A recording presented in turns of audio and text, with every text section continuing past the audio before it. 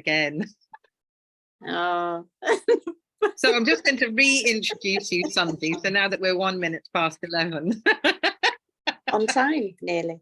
I know. So yeah, so welcome everybody to Silver Tent TV and the interview Challenging the Narrative with Sundy Gilchrist. Those of you who are watching the Facebook Live will have already heard the introduction, but as I forgot to press record, I'm doing it again. So the way that I see Sundy is this incredible woman that, oh, I see you sucking the marrow out of life. But you don't only do that from what you find pleasant and fun. You're a woman that goes deep and deep into the shadow, and you do open those proverbial can of worms. And I'd have to take my hat off to you. Like, I tend to try and leave them somewhere quietly, unnoticed. But you don't. You're just like a child, that, you know, vivacious, exuberant energy. Open the can of worms and throw them everywhere. So for the second time, and let's get this right now, we're recording, and I've got a lot of noise going on in the background, I hope can't be heard. Welcome to our Silver Tent interview, Sundy Gilchrist, on Challenging the Narrative. Thank you very much. It's an absolute pleasure to be here. Yeah. Excellent. I know that we're going to laugh a lot through this, and I do hope that people are going to be laughing with us, and for absolutely the right reasons. Now, I think my first question has to be around challenging the narrative, because it seems that that's such a natural, innate part of you to do. And I really wondered if you could tell us a little bit about your passion for that and where you think that's come from. I'd be delighted to. It's only just, as I've got older, it's sort of formulated this sort of concept. And I wonder, you know, like, as a soul, you know, that I've recently tuned into the fact that we are souls in a human body. So I have this picture of me being a little soul somewhere with other little souls who all, I fancy going to Earth and choosing everything that I wanted to experience. And but then, of course, you get born and you completely forget. It's like you just don't have that memory of what you agreed to. So then I think it makes sense. It just makes sense. You know, my mission, I think my mission is it's definitely around communication. It's definitely around people communicating well and healthily and lovingly with each other. And because for me now, I think the main problem that we have in the world is that people don't speak of what isn't working for them on an individual level. Don't express that, just like push it under the carpet, pretend it's all right, and don't ask for what we want. And instead. And it seems a simple concept to me, and I wonder how we got so lost. But I over the years, I can just imagine that is the consequence of where we're at now in the world. So my mission is to help people to cross the conflict, really, to deal and to see conflict in a different way. So going back to how I feel that, you know, I was born in a family that was really noisy. I was the last one of 5. My dad was an absolute dynamo at throwing grenades into dinner parties. I even witnessed him changing his tune if somebody came and started to agree with him. He'd change his point of view. It was very exciting. It was vibrant. It was, and he was the last one of his line as well. He was the last one of 8. So I watched this man, sort of consciously and unconsciously, and learned how to deal with conflict, but from being not at ease with it. You know, it was a problem rather than a solution at that time for me. So yeah, I became quite adept at throwing these, and it would shock me. Sometimes I'd share something about myself because I had this deep desire to connect at that real level. Show me your soul, show me you, don't be a mask. I can, like, and somehow I would open up this person's protection and they'd get upset. And it shocked me. But sometimes, as we were saying earlier, it was like, oh, this is interesting. And so I'd poke into the gap of their pain and stir it even more. And, now that was when I was young and maybe a bit older as well. And I can see that I still have that temptation to do it. But I realised that it's deeply unkind and it didn't feel good to be unkind. So this is a very long answer to your question. But the other thing I want to add in here, that as a young child and as a young adult, I didn't have much kindness in my toolkit. And when I learned that, it was quite a shock. In fact, it was very upsetting to learn that actually, do you know what? I'm not a particularly kind, thoughtful, considered of other people's feelings or situations. I was quite very egotistical in that sense. It was all about me. And over the years, I've gathered the tools of kindness and consideration and gaffer tape. Sometimes gaffer tape even in here. Let's not go down there. And so now I think, and thanks to my dad, I've got the skills of being able to hold myself in difficult conversations. And I'm gradually learning how to enhance my own communication skills and start to facilitate others in their quandaries around communication. Because, most of you, Franny, that I've my experience of being a strange parent, my children not speaking to me. And that there's a whole swathe of us out there who experience that. And that is the community that I serve. And to be able to use all my skills in that community, all of them, is, like helping people to feel triggered so that then they, oh yeah, I have something here to work on, and so the value of being triggered and somebody throwing a grenade into your world, and hopefully my grenades are a little bit more butterflies than bombs now, It's so fascinating because, as you were sharing that, and I was thinking, well, we seem to be like poles apart in the way that we approach life. Like I tend to tread far more carefully, but actually what's springing to mind is that I certainly didn't with my mum. I don't mean that I was particularly aggressive, and I didn't quite lob grenades in with the ebullience that you have done. But I would bring up conversations that she found intense, and she would back off from me. And just now I've realized that I would follow that conversation like a dog with a bone. So like I'd almost had her cornered, and she was very good at creating discussion and arguments, not in an argumentative way, but putting forth her point. But I would actually get her cornered, and I hadn't realized that until then. So I think I've got that propensity, but my label, what I've been labeled with, is intense, which I'm sure you've received that label too every now and again from you. I don't know if I have heard somebody say very intense. But I suppose I can recognize what you're saying. I've felt that intense. It's like, this is really important and I don't want to let it go.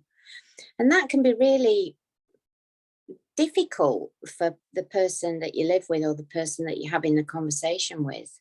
And, there's so many skills that I've learned and so many attributes that I've let go of. They're still in the tin. They're still there if I need them. I can't think of one off the top of my head, but I know that I could save my own life. Let's put it that way. That if something really isn't right, I won't do it. Even if I've got huge amounts of pressure on me to do it, to comply, if it doesn't feel right. As a recent example of, and then it's so new, it's still, can we go there? The last 3 years and the conversations that we've had around what we should take into our bodies, which, you know, I very much had I'm not doing that. And then when it became more pushy, I think, well, why are you pushing it? And so that built up even more. No, I'm not doing it. And in the past, I would have like been very dramatic, very caused attention to myself. And now I've learned that if I just say a quiet no, and also I think age helps, that, you know, you sort of get ignored a little bit. And sometimes that's good. But just sort of stay under the radar. It doesn't really attract a lot of pushback on me. So, yeah, intense. It's an interesting word. I remember once me sharing, I hope this is okay for you, for me to share. But I said that I'd use my body as a hammer. And you said, do you remember what your reply was? I don't remember saying it, but I remember you sharing it at some point. And you went, you should know who said this. Not really. And you said, yeah, it was you. So I don't remember. No, I don't remember. Okay, because you said that you've used yours like a cushion. And I thought, how lovely. I wished my body had had some cushion, because I just was like that force of nature. And what you said about me being childlike, you know, it does really feel like that. I've managed, you know, when you do your circles, I have no problem getting in touch with my childlike curiosity. You know, she's straight there. What's this? What we're looking at? You know, that sort of, how does this work? You know, what happens if I do this or say that? You know, it's an experiment. I suppose in a way it's a bit scientific, isn't it? It's like I'm forever looking to see what the outcome will be. As I've aged, I've got a little bit more, I suppose I've become more considered, that as well. But also I have become a bit more scared, because I've seen the outcomes that I've created as a result of being like that. And it definitely hasn't served me. You know, I can see that I've created disruptions that didn't need to be poked at in the way that I did. You know, the stick was wrong. I needed a new piece of equipment. So like, if you look at who you were, like, how many years ago do you feel that you were like a real grenade lobber compared to who you are now? Like, what is that journey? How long has that taken, and how different do you think you are? Yeah, I think in my 40s when I started to have the bigger awakenings, and it definitely has been an awakening. And you know, it's like Richard Raw written a really good book called Upside Down or something like that. I don't know. It's about the two halves of life. How that, like, the first half of life, you're creating all your humanness, I suppose, if I want to label it like that, all the stuff around being a human in this world. And then after, the second part of your life is around losing all of that and finding, sort of like, getting more connected to the soul mission, the soul purpose, etc.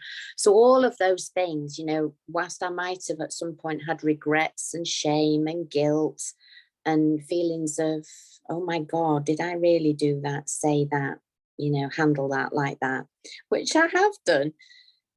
Forgiveness has been a huge factor in my life, and I got it quite fast, because it was on that soul level rather than the human level.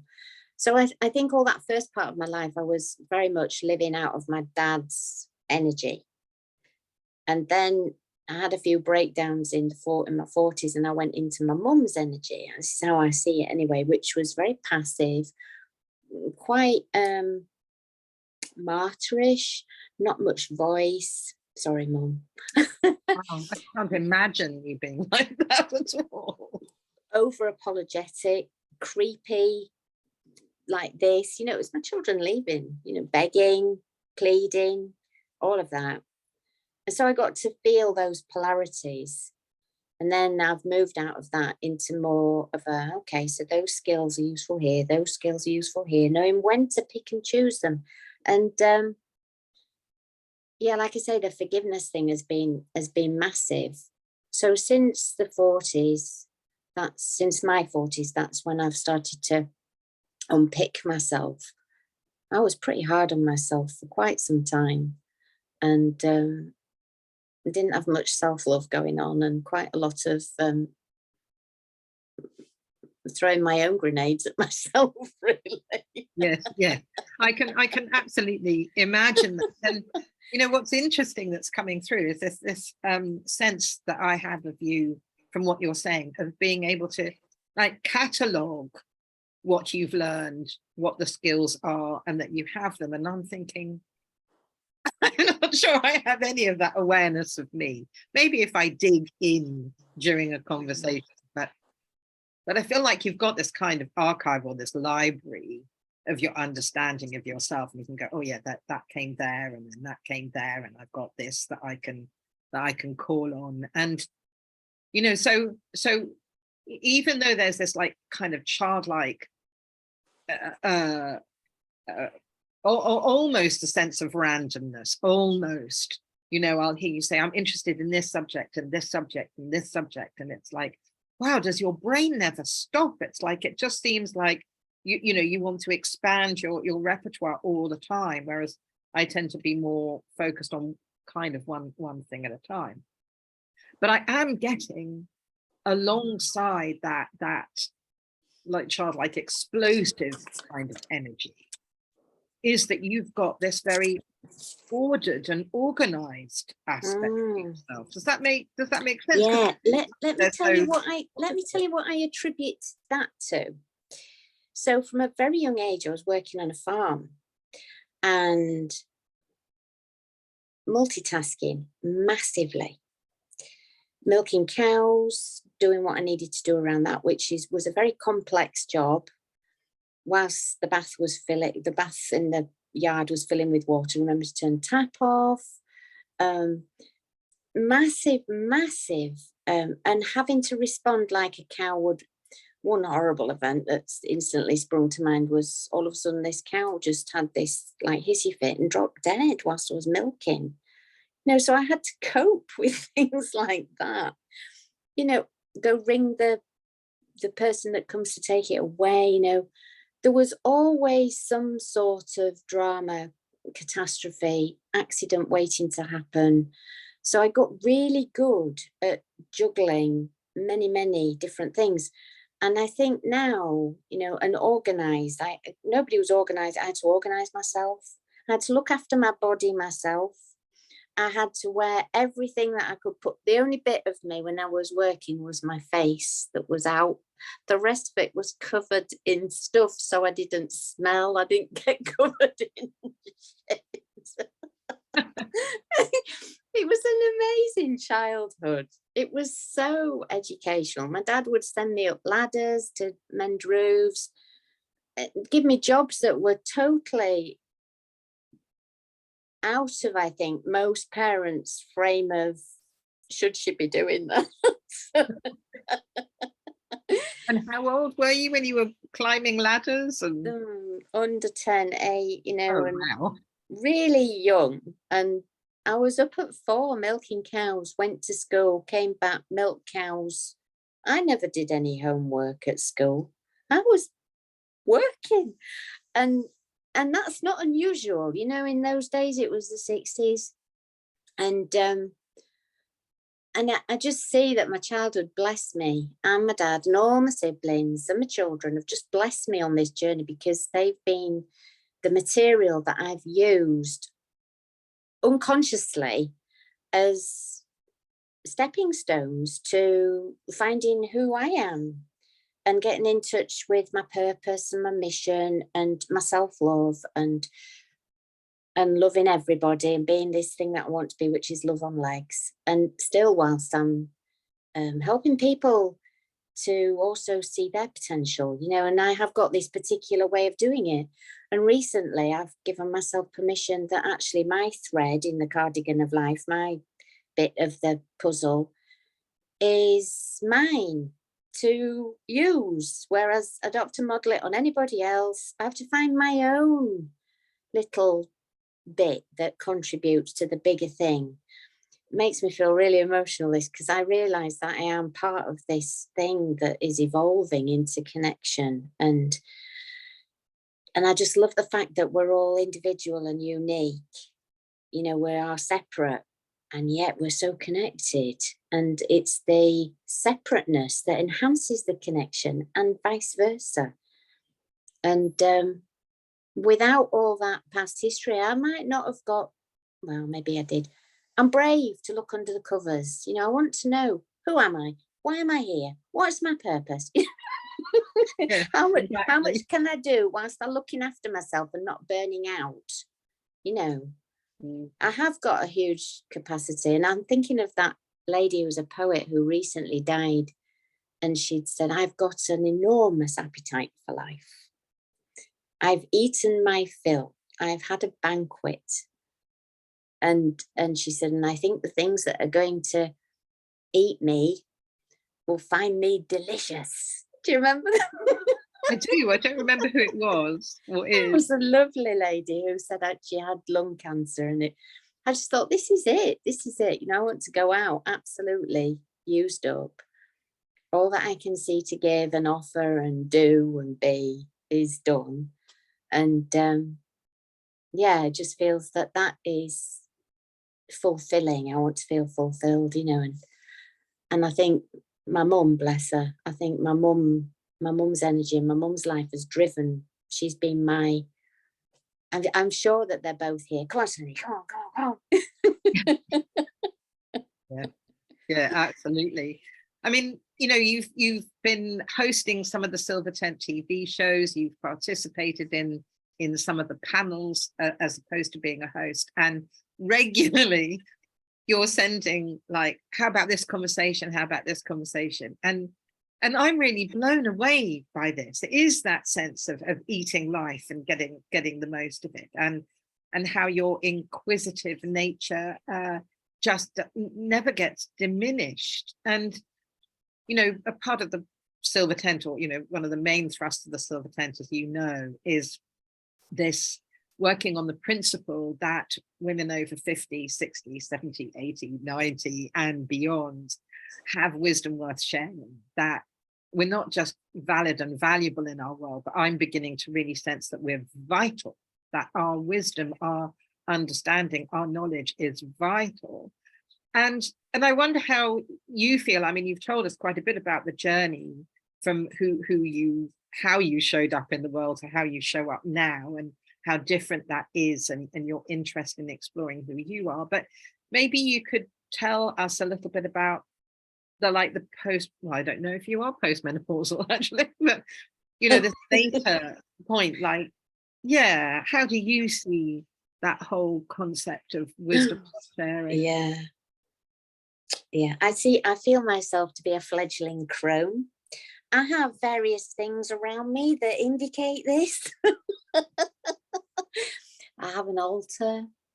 When I was 60, which was in COVID year, so it didn't happen, I had a plan to have a croning ceremony, which I had it all in my mind, which I had a lovely space that was farm space, and I had 3 men who were going to be there, and I was going to be obviously have a gown on, and pass underneath a weaved willow arch, which was held by 2 of the men, by a mother that I'd chosen, somebody who was still in mother and somebody who was in crone. And I had this ceremony idea, but of course it never got operated, it never got done. So maybe that's something, the planning of it was really lovely in my mind. And yeah, so I am postmenopausal. There's a story in that I had a Marina coil in for 2 back-to-back 10 years. And so at 46, I had that put in and stopped having any periods from that point. And that was looking back, that was such a loss, because I never actually got to feel the sort of like the winding down or winding up thing. And when the second one came out, I suddenly got this thing that it needed to come out. I think I was 55. I just ran headlong into a brick wall of hormone depletion, I suppose, because these coils have hormones in. So for 9 years, 10 years, I just had this stability. And then all of a sudden it's gone, and it was horrendous. It was really quite, I was physically laid on the floor feeling my heart in shock. I think this pounding that was like I had an engine inside me that was trying to rev up. Wow. It was horrendous. And because I'm strong, physically strong, and I guess sort of mentally, emotionally strong as well, I just weathered it mostly. And I had a lot of people, and that's, I suppose, when the second wave of wisdom came, because I had a lot of people around me at that time who were helping me to heal and process. I went into a massive feelings experience, wailing, and it combined with other losses in my life, you know, like especially around my children and my grandchildren, stuff like that. So I attracted all these beautiful people into my life to help. And my back, I had a back injury, my spine, L4, L5, disc compressions, funny leg, etc. I couldn't walk for a while, or at least properly. And the soldier by my side was Stephen at this time. And he learned how to hold the space as a wise elder man, whilst I was in these throes of emotional releasing. So you don't go through something like that without collecting some wise information that is really beneficial to pass on. You know, no matter how bad things are, things do get better. We can't stay in an emotional depleted state forever. You know, it does shift. And even though I did think when I was in the deepest well of my life, probably when I was about 56, 57, I you know, in that void, all my beliefs went, all the values that it was like I was suspended. It was scary. And yet I re-emerged. I was scared I was going to lose the parts of me that I loved. And yet they all came back, and they seemed to have a few new friends with them. So maybe the menopause is a time for losing. I think it is losing a lot of stuff that I didn't need anymore. And in that process, making space for new material to come through and new sort of expressions of myself. You know, I'm owning that, you know, I've lived on the planet for so many years, and I have got something that's really valuable that I can speak of and people can connect with, and then add that to there, because that's what I think it is. It's just we're adding to our own pots of information through our sharings. And if we don't share about what's not working, we can't make any of those adjustments. We're sort of in this suspension of, well, this is the way it is. So that's what inspires me to keep going, to say, oi, this here needs looking at. How about if we, you know, what would it be like if, and things like that, you know, and that's what keeps me going, because I think humanity, it sounds very grand, and it sounds a bit, for me, I still struggle with this.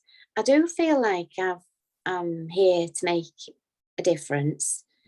It might just be in, you know, and I'm not saying that well, maybe I am aiming for people that like, but then we lead it in sort of people who are really well known and really, you know, like, maybe I am heading for that. I don't know. And I wouldn't say no to it. And yet, you know, at the level that I touch people's lives and the level that I get touched at by other people's lives, you know, and that's enough. You know, that will suffice. I have a deep desire to be part of something that's on this. How do we make it work? How do we make it really a win-win for everybody, you know, and where it's loving and healthy? And I so get that desire for intimacy.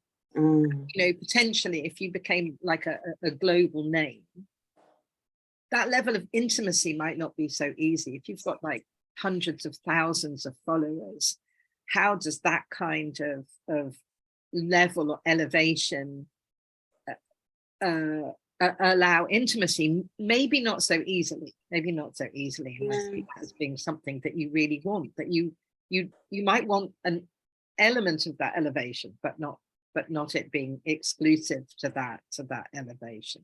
And so I think that's really interesting. And I'd just love to ask you really about what started your journey, because you work in the arena of estrangement, adult estrangement, I think you call it, don't you? Adult child, yeah. Yes. But recently you've been exploring also grief and dying. And what took you on that journey? Yeah, that's interesting. I think for me, I've got like 3 strands: grief, communication, creativity. I just love those 3 strands, like letting go, doing the middle bit, and then, oh, what's next? So, so the grief journey, it came around as another Silver Tent member, Synergy member, Rose Diamond, and somehow finding her work, interestingly, in the lockdown, alongside the other creativity work with William Whitecloud, and jumping on those sort of trainings and explores online.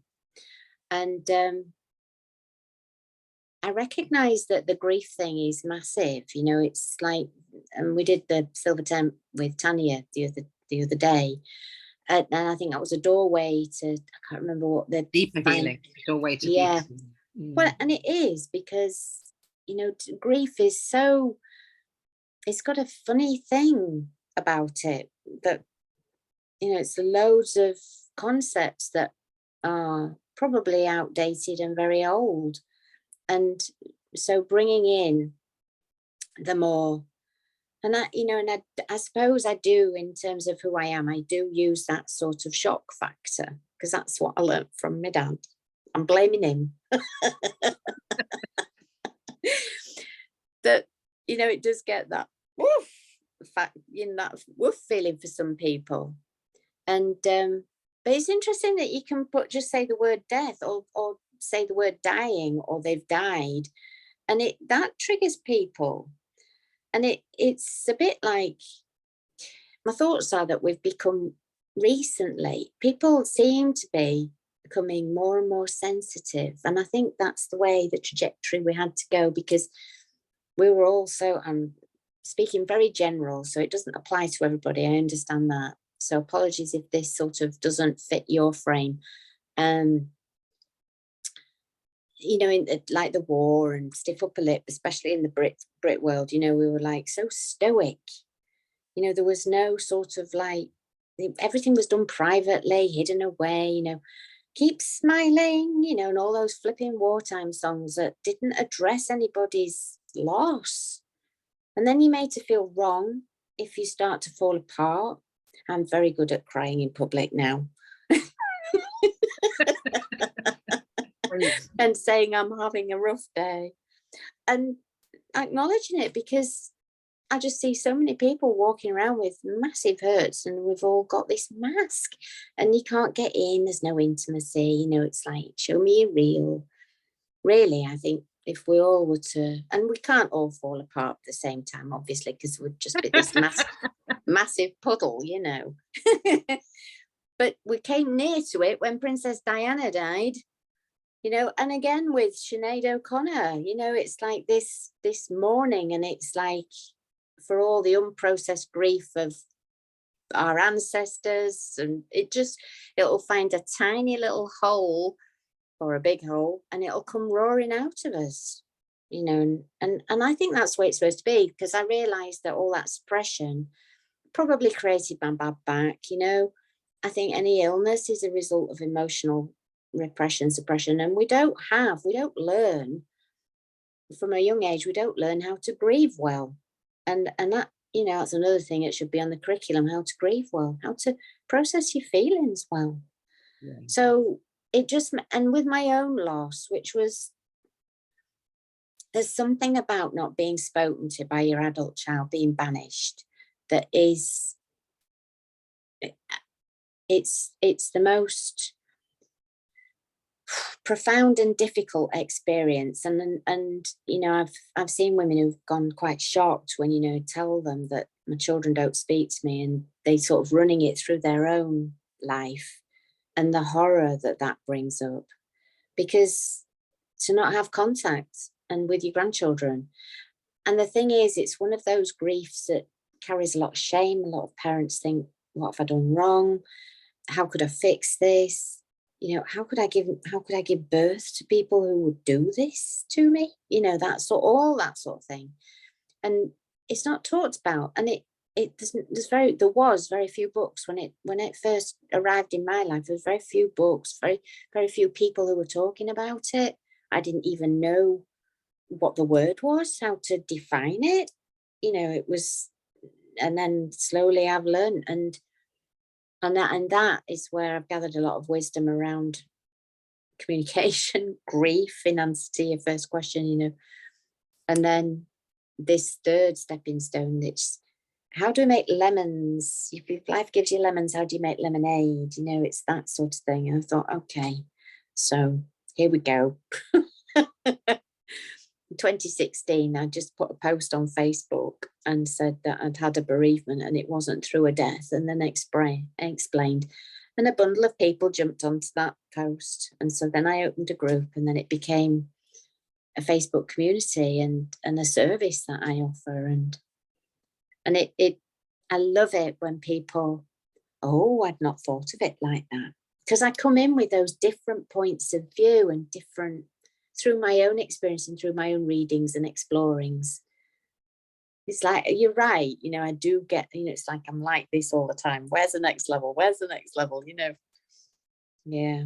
It's you know, it's so fascinating, because I'd never heard of adult children estrangement. I didn't know it existed. I got really close at one point of cutting my parents off. But my mum did such an amazing job at groveling. And it's not in my nature, and she arrested it. But for at some point they'd overstepped a mark. It was not an ongoing thing, but I could feel what it felt like to not want to talk to them. And but I didn't know that happened. And one of the things that I find with the Silver Tent and with hanging out with such amazing women over 50, 60, 70 and beyond, is how much I learn. And one of the things that I'm discovering about the Silver Tent, particularly the panel discussions that we have, but also these interviews, is I discover that I'm not alone in certain ways that I think or feel or experience life. And how amazing that is. If we don't talk to people, and if we don't share what's going on for us, we can easily think we're the only people on the entire planet that have that experience or feeling that way. And then that creates such a sense of isolation. And so I can really see how what you're doing by challenging the narrative around estrangement, around grief, around dying, and around creativity, and also about who we are, like where we come from and how we emerge in the world, is actually, that does bring people together, doesn't it? Just that sense of, It does. I'm not alone. Like, I'm not the only one, really. Yeah. The transformation that can create. Yeah, you've just reminded me, I can see these events that happened in my life, like my dad, the farm, the work that I did. And then I got postnatal depression. And that was my sort of first introduction into mental health issues, if you like. And I was only 20, I was 23 when I was poorly. And I hadn't a clue what was going on. Went to the doctor. You're depressed. What? I don't get depressed. Depression, I'm not depressed. Couldn't believe it. And then like you learn as you go along. Depression is, for me, is like I'm trying to do something in my life that isn't working. I'm trying to force myself into a square peg when I want a round hole or whatever, you know. That's my take on depression. I was given medicine, you know, and I was given a bit of counselling, and And I thought, I can't be the only one. Where are all the other mothers that are like me? But nobody was talking together. And so there's that isolation thing. That's exactly what you were saying, you know. And so I can see that that step was me then saying, it's not just me. And I'm going to bloody well talk about it so that others can too. You know, I'm not called Gobby Gilchrist for nothing. I absolutely love that name. It's so perfect. I've been given this, somehow I've chosen or given this vehicle who's got passion and like a bit of robustness to her and can now connect with her feelings and has got kindness in the portfolio. You know, it's like I'm crafting myself into this human being that is useful, for want of a better phrase. Well, talking of that, I've just checked whether there's a message from Steffi, because she keeps an eye on what's happening actually in Facebook. And she said that there's a comment from Carolyn saying, authenticity is so important, honoring and naming our true feelings and what touches us, whether it brings us joy, anger, or tears. Thank you so much for speaking so clearly and sensitively about such a vulnerable topic. So that's just a beautiful bit of feedback. And thank you. Was that Caroline or Caroline? Carolyn. Caroline. Yeah, so just really lovely. And you know, I see how from where you've been, the grenade lobbing Sunday, when, you know, and often people would scatter, wouldn't they?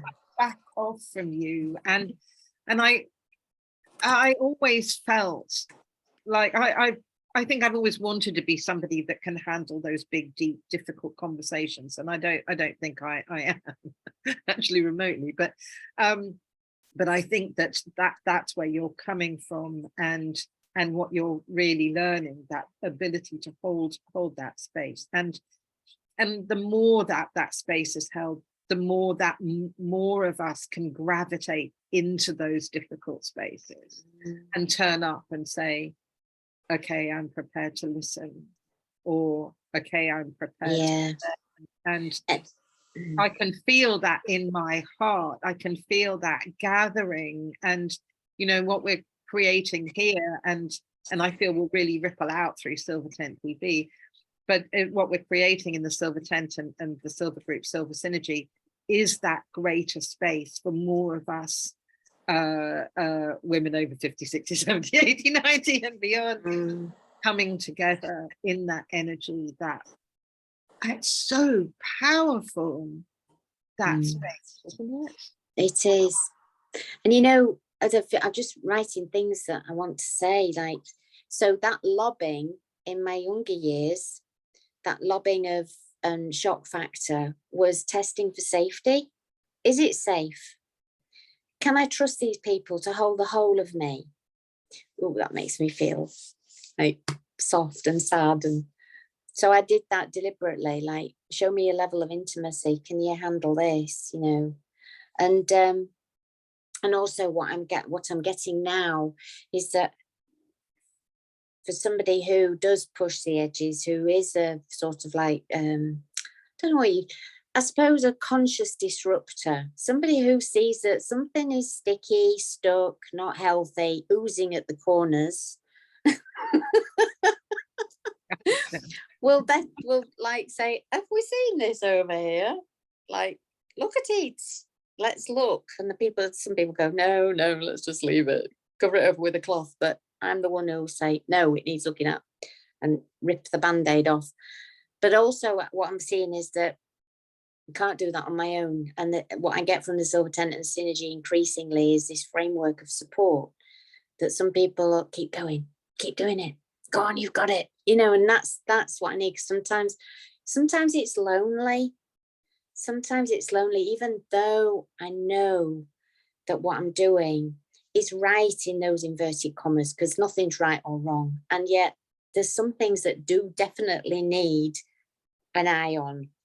And, you know, and I'm the one that's brave enough to to voice that. And it reminds me a bit of Joe Berry, you know, Joe, who, you know, those difficult conversations, like coming into a room and actually then developing a service with somebody that you might have perceived to be your adversary, and somebody that you might hold a grudge till your dying day. You know, how Joe overcame that. And, you know, there's a similarity in that, you know.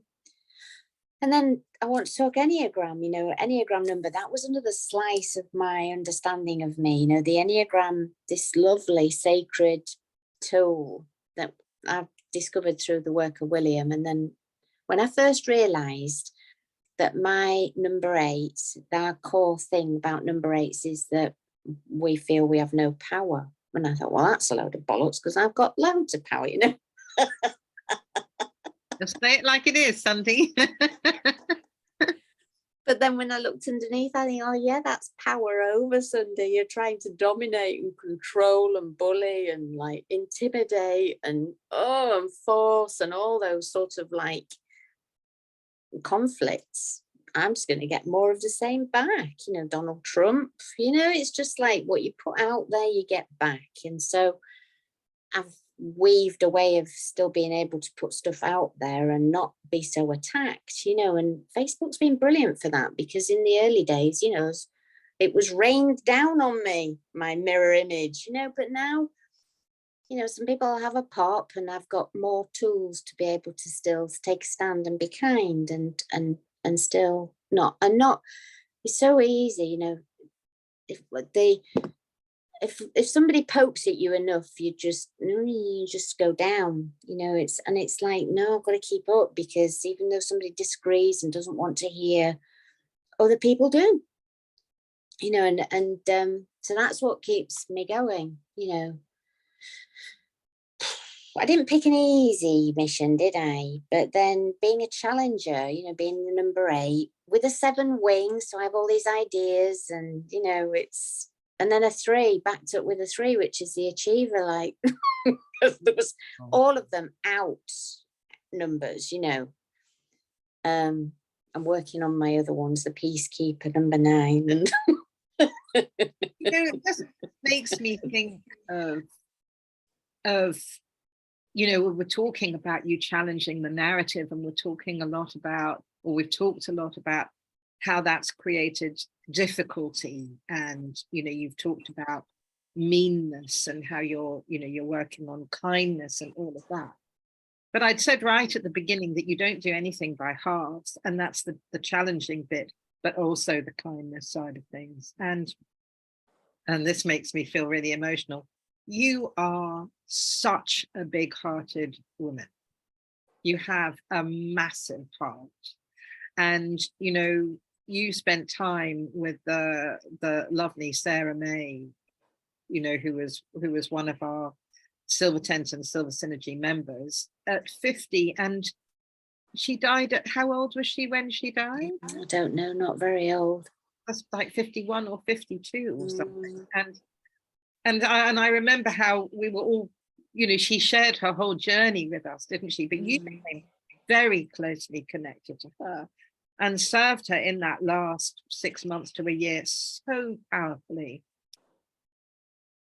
And I share that story, you know, not just about you, but the group of women that congregated around her, and what they did for Sarah in those last few months. And it's like, how can I not love you for doing that, for supporting someone and showing up like that? It's like, if ever I'm in difficulty, I want you on my side, because you might piss people off, or have, but wow, what you wield in terms of compassion and support and love is just awesome. Just thought I'd share. Oh, I'm just receiving that in. Thank you. Yeah. Maybe you can share a little bit about that side of you, that compassionate, empathic. Yeah. And it, you know, I suppose what gets me the most is seeing people, I suppose, again, I'll track this back to my mum, getting lost in their stuff and not realizing who they are. And that, you know, for me now, especially with women, especially of our age, some of us are so heavily schooled into being certain things and not thinking that we can be other things. And my God, the world needs us women. We've sort of, this is my take on it. You know, as harsh as this may sound, this is sort of, sometimes I think, you know, that my children are giving me space to be this voice, because I'm not lost in the other stuff, the other domesticity of what it is to be a mum and a grandmum and all of that. I would like it both. I would have loved both. And it seemed, and it was a difficult choice, because I realized I could have made that choice at some point. I could have stopped my life to stay in that paradigm. And I didn't, you know, and I chose, and it was bloody painful. I'll tell you what it was. And this is what I see. I see that some of our adult children who are exiting out of a life, it could be reframed, that we've got all this space to do what we need to do for the world, because we're mothers and we're women and we've got wisdom. And so that's part of my thing, is like, I can see you, I can see the gifts that you've got, I can see, and people can't see their gifts, you know, and I think, and so for that's me, like, I want to get hold of some people by the collars. I go, look at yourself. Likewise, I think we really share that passion. Just look at yourself, you're gorgeous, you're fabulous, you're this walking miracle on legs. And that, I think, for me is, and also I want, this is the truth here, I want people to shape the shit up so it's a better world for everyone. That's great. That's great. And so that's where my big heart comes from. It's really just a selfish thing. Can we live in a nice world so I can play with everyone? Wow. So challenging the narrative is just, it's in your bones, isn't it? It's in your DNA. I think it must be. I'm Scottish ancestry. My grandfather was a steel worker in Glasgow, or maybe it was his granddad that was his dad. And then my dad, bless him, you know, like, he had this idea. He was one of 8. He was a telegraph boy in Leeds. So my entrepreneurial, like, force of energy is from that line, is from the Gilchrist Scottish line, because he got himself a telegram job after he left school at 13, got himself a milk round, got himself a farm, didn't have a clue. Just because he was on a milk round, he said, well, I can get the source, I'll just get cows and I'll get a farm. And so he got a farm, got my mum, got all of his kids working for him, and then left us all doing bits and bobs whilst he buggered off to Yorkshire's coming out in me, buggered off to the golf club whilst we were all working. Wow. And then had the audacity to say he was a self-made man. Wow. So yes, I think that's where the fire comes from, definitely from the Scottish ancestry and that passion that runs through me, and I can feel now like I'm very animated. You know, it's like this sort of work play is what livens me up and raises my vibration, my frequency.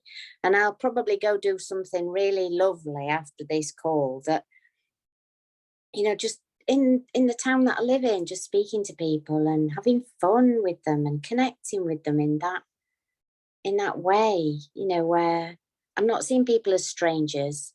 I'm seeing people as just fellow travelers in this funny thing called life. I think somebody coined it once, didn't they? Friends you haven't met yet. Yeah. So for anyone that's watching that is that feels like they've lost a sense of themselves, particularly those watching who maybe are menopausal or postmenopausal and just feeling, just not having that real sense of self.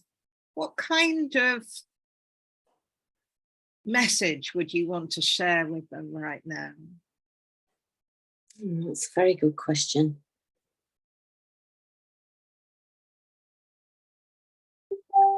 I think it really is finding out what you love to do.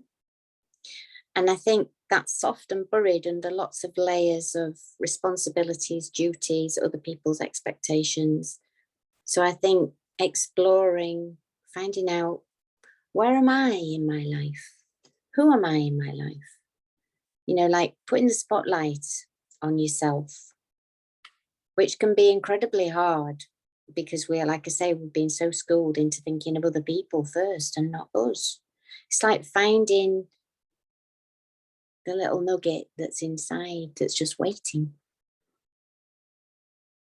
And it's really funny. I'll tell you how that's emerging as an image in my mind. It's like a little worm, weirdly. A little worm wanting to be pulled out of that can and shown the light, a little worm of love, or a little worm of creativity. And yeah, how funny that would pop up like that. I'm just wondering, let me just check here. Okay. Oh, no, that's okay. So we've just got that Steffi's posted your website and Healing Parents link in Thank you. Live. So for anybody that wants to contact you directly, and I would recommend actually that if anyone watching, for those of you who are watching that really resonate with what Sundy has been saying, contact her. She loves connection and communication, so she's open to being connected with and communicated with. And yeah, you've got so much to offer the world, Sundy, from that massive heart, but also massive brain. I think they're quite equally sized, really. I'm glad you didn't mention the boosh. I didn't, did I? But I think you've already done that, of Gobby Gilchrist there. But it's been just brilliant chatting with you and getting a little bit deeper under the hood over an hour with you, and exploring who you are and what consistently fires you up to challenge the narrative. And I really look forward to the next very gentle grenade that you lob, because they don't explode in the same way anymore, which is just great. And I look forward to all your Silver Tent TV appearances as host and as panel participant. So as a last note, is there anything else that you'd love to share? Maybe a nugget of something that nobody or very few people know about you? Oh, that's an interesting one. I know. Is that, oh yeah, and look at something that nobody knows about me. I don't know. Would it be that, or would it be just a piece of wisdom? I think I gave it in that, you know. Okay, it's, if you're not already, be curious about you. That's beautiful. I love that. Be curious about you. What a wonderful note to end on. Thank you so much, Sundy. And yeah. Thank you. Bye-bye. Bye.